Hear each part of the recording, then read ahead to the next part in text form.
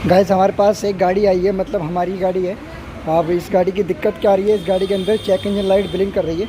मैं एक बारी आपको दिखाता हूँ कि वो क्यों चल रही है, उसके पीछे का रीज़न भी आपको बताएंगे और कैसे इसको इस प्रॉब्लम को सॉल्व करेंगे वो भी आपको बताएंगे। तो एक बारी मैं आपको दिखाता हूँ। जैसे ही हम गाड़ी का इंजन ऑन कर रहे हैं, इग्निशन ऑन कर रहे हैं, तो आप यहाँ देख सकते हैं कि यहाँ पर हमारी इंजन वाली लाइट जो है नीचे जल रही है। अब जैसे ही हम इंजन को स्टार्ट करते हैं, तो स्टार्ट होने के बाद क्या होता है कि हमारी ये लाइट बंद होनी चाहिए बट नहीं हो रही है और इंजन आइडल आरपीएम पर रुका हुआ है, फिर भी ये लाइट जो है बंद नहीं हुई है गाड़ी की।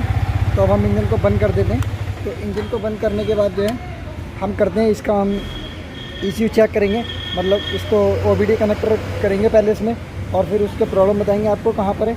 और वो OBD कनेक्टर हमारा बताएगा कि गाड़ी में दिक्कत क्या है। तो मेरे पास एक जुगाड़ का टूल है, हालांकि स्पेशल टूल नहीं है मेरे पास, लेकिन फिर भी मैं आपको इस प्रॉब्लम को सॉल्व करके दिखाता हूँ। तो सबसे पहले हमें यहाँ इसकी सीट खोलनी है। मैंने सीट को खोल लिया है और यहाँ पर है इसका कपलर, यामा V3 है ये, और एक इसका ABS को चेक करने का होता है और एक इसकी लाइन चेक करने के लिए होता है। तो फटाफट इसमें कनेक्ट करता हूँ और डिस्प्ले पर आपको दिखाता हूँ, क्योंकि फॉल्ट कोड डिस्प्ले पर ही दिखेगा आपको। सो फाइनली गाइस हम पहुँच गए हैं इसकी डिस्प्ले पर और अब यहाँ पर हमारा आता है, यहाँ पर पहले हम कनेक्शन चेक करते हैं कि हमारा OBD कनेक्शन है।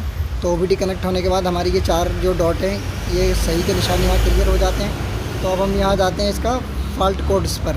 तो यहाँ फॉल्ट कोड पे क्लिक करेंगे तो पहले हम यहाँ सर्च करते हैं कि गाड़ी के अंदर एक्चुअली कोड क्या आ रहा है, और जैसे हमें कोड का पता लग जाएगा फिर हम आपको दिखाते हैं। तो अभी यहाँ पर थोड़ा सा कुछ क्या बोलते हैं सर्चिंग होती है, ये रिस्पॉन्स कर रहा है कि क्या कोड है इसके लिए।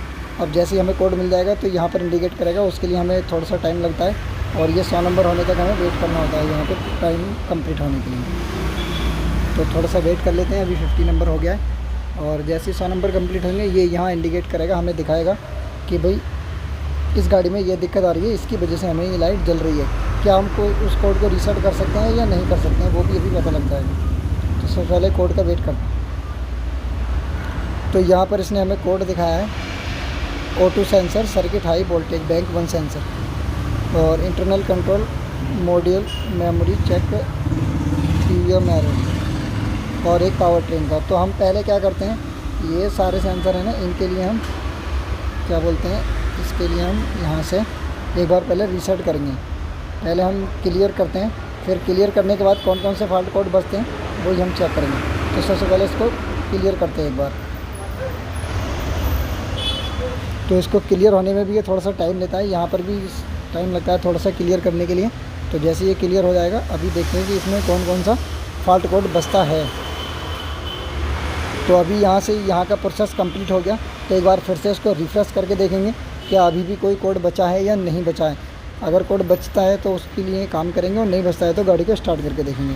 तो सबसे पहले इसका हम कोड चेक करते हैं गाड़ी का। तो अभी ये यहाँ थोड़ा सा टाइम और लग रहा है, बस ज़्यादा बड़ा प्रोसेस नहीं है, थोड़ा थोड़ा टाइम लगता है। तो ये आप अपनी गाड़ी में कोई भी दिक्कत ऐसी आती है इस तरह की, तो ये बहुत ज़रूरी टूल है क्योंकि आवश्यक है। अब आने वाले टाइम पर आ रही हैं गाड़ियाँ और आने वाले टाइम पर भी इन चीज़ों की ज़रूरत पड़ेगी मार्केट में भी। तो अभी देखते हैं कि कौन सा फॉल्ट कोड बचा है। थोड़ा सा टाइम और लग रहा है, ये टाइम कंप्लीट होने के बाद यहाँ दिखाएगा हमें फिर से। तो यहाँ पर no fault code started in ECU, तो यहाँ पर कोई दिक्कत नहीं बता रहा है। तो अब हम चलते हैं बैक, यहाँ का हमारा प्रोसेस कंप्लीट हो गया है।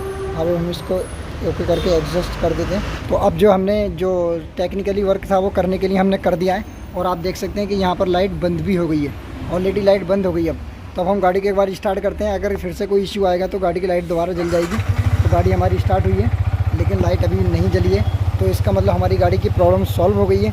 तो एक बारी आपको लगता होगा कि किसी कारण बंद हो गई होगी, तो हम वो भी कारण बटन ख़त्म कर देते हैं। हम गाड़ी का स्विच ऑफ कर देते हैं और गाड़ी का इंजन ऑफ कर देते हैं और वापस से हम स्विच ऑन करते हैं और हम वापस से किल स्विच को ऑन करते हैं। अभी यहाँ पर लाइट नहीं आ रही है।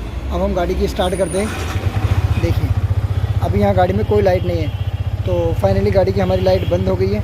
आई होप आपको वीडियो पसंद आया होगा, और अगर वीडियो पसंद आया तो वीडियो को लाइक कर दें और चैनल को सब्सक्राइब जरूर कर दें। अब आप कहेंगे कि वो टूल कौन सा है, तो भाई मेरे पास टूल नहीं है कोई भी, बट मेरे पास एक छोटा सा जुगाड़ है। वो जुगाड़ से मैं भी काम कर रहा हूँ क्योंकि मैं प्रैक्टिकल कर रहा हूँ इन चीज़ों का। मैं उन लोगों की तरह वीडियो नहीं बनाता जो बाकी के यूट्यूबर हैं कि ये टूल ले लो, वो टूल ले लो, ये टूल ले लो। मैंने आज तक अपने यूट्यूब चैनल पर कोई भी टूल के बारे में वीडियो नहीं डाला। हालांकि मैं भी रेगुलरली VS6 गाड़ियों का काम कर रहा हूँ। मैंने क्यों नहीं दिखाया, मैं लोगों को भ्रम में नहीं रखना चाहता कि ये यहाँ पैसा खर्च करो, वहाँ पैसा खर्च करो। एक बार में एक असली चीज़ आपको दिखाऊँगा जिस चीज़ से कि आपका पैसा बच सके। तो मेरा यहाँ प्रैक्टिकल ये है इस चीज़ का, और आप देख सकते हैं यहाँ पर मेरा ये छोटा सा टूल है, मैंने इसमें लाइन कनेक्ट कर रखी है। तो आई हो आपके वीडियो पसंद आया होगा। वीडियो करते हैं यहीं पर एंड, मिलते हैं किसी नेक्स्ट वीडियो में। Take care, bye bye.